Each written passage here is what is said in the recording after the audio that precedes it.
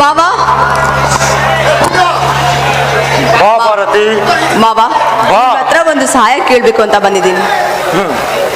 ಅಂದು ನನ್ನತ್ತೆ ಅಂದರೆ ನಿನ್ನ ತಾಯಿ ಈ ವೈಭವವನ್ನು ತೊರೆದು ತಿರುಪತಿಯಿಂದ ಹೋಗಿ ಬಡತನದಲ್ಲಿ ಬಳಲುತ್ತಿರಲು ಇಂದು ನಿನ್ನನ್ನು ನನ್ನ ಮನೆಗೆ ಕಳಿಸಲು ಕಾರಣವೇನು?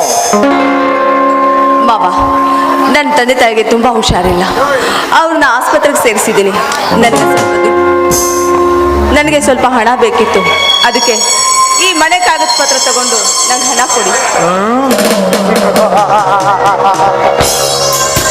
ಮನೆಯನ್ನ ಒತ್ತೆ ಇಟ್ಟುಕೊಂಡು ಹಣ ಕೊಡಲಾರೆ. ಕೊಟ್ಟರೆ ಸಮಾಜ ಏನನ್ನಬಹುದು? ಅಂದು 20 ವರ್ಷಗಳ ಹಿಂದೆ ನಮ್ಮ ತಂದೆ ಎಷ್ಟು ಹೇಳಿದ್ರು ನಿಮ್ಮ ತಾಯಿ ಕೇಳದೆ ಬಡವನನ್ನ ಪ್ರೀತಿಸಿ ಮದುವೆಯಾಗಿ ಅವಮಾನ ಮಾಡಿದವಳಿಗೆ ಹಣ ಕೊಡಬಾರದು. ಆದ್ರೂ ಕೊಡ್ತೀನಿ, ನೀನು ನನ್ನ ಮಾತಿಗೆ ಒಪ್ಪಿದರೆ ಮಾತ್ರ. ಅದೇನಂತ ಹೇಳಿ ಮಾವ, ಖಂಡಿತ ನಡೆಸ್ಕೊಡ್ತೀನಿ. ಬರೀ ಮಾತಿನಿಂದ ಸಾಧ್ಯವಿಲ್ಲ. ನೀನು ನಿನ್ನ ಕೈಯಿಂದ ನನ್ನ ಕೈ ಮೇಲೆ ಪ್ರಮಾಣ ಮಾಡಿದರೆ ಮಾತ್ರ ನಿನಗೆ ಮಾಣಿಕ್ಯ. ಇಲ್ಲ ಅಂದ್ರೆ ಹಣ ಇಲ್ಲ, ತಿಳಿತಾ? ಆಯ್ತು ಮಾವ, ನಾನು ನಡೆಸ್ಕೊಡ್ತೀನಿ.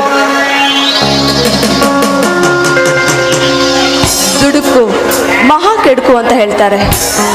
ಮಾವ ಏನಾದರೂ ನನ್ನ ಶೀಲವನ್ನೇ ಕೇಳಿದ್ರೆ ಪರವಾಗಿಲ್ಲ, ಎಷ್ಟೇ ಆದರೂ ಅವರು ನಮ್ಮ ಮಾವ. ನನ್ನಂಥ ಬಡವಳ ಬಾಳಿಗೆ ಯಾರು ತಾನೇ ಬಾಳು ಕೊಡೋದಕ್ಕೆ ಬರ್ತಾರೆ?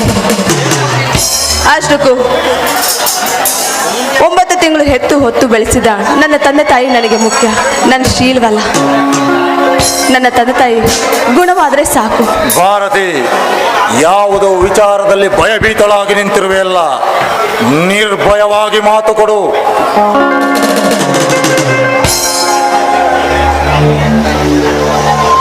ನಿರ್ಭಯವಾಗಿ ಮಾತು ಕೊಡು.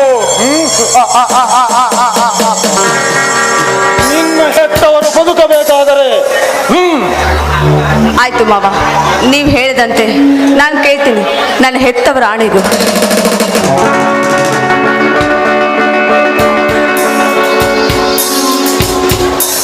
Very good Bharati. ಈಗ ನನ್ನ ಮಾತಿನಂತೆ ನನ್ನ ಪ್ರೇಮದ ಅರಗಿಣಿ ನೀನಾಗಿ, ಈ ಪ್ರಿಯಕರನ ಪ್ರೇಮದ ರಾಣಿಯಾಗಿ, ಅಪ್ಪಿ ಮುಟ್ಟಿಸು ನವಿಲಾಗಿ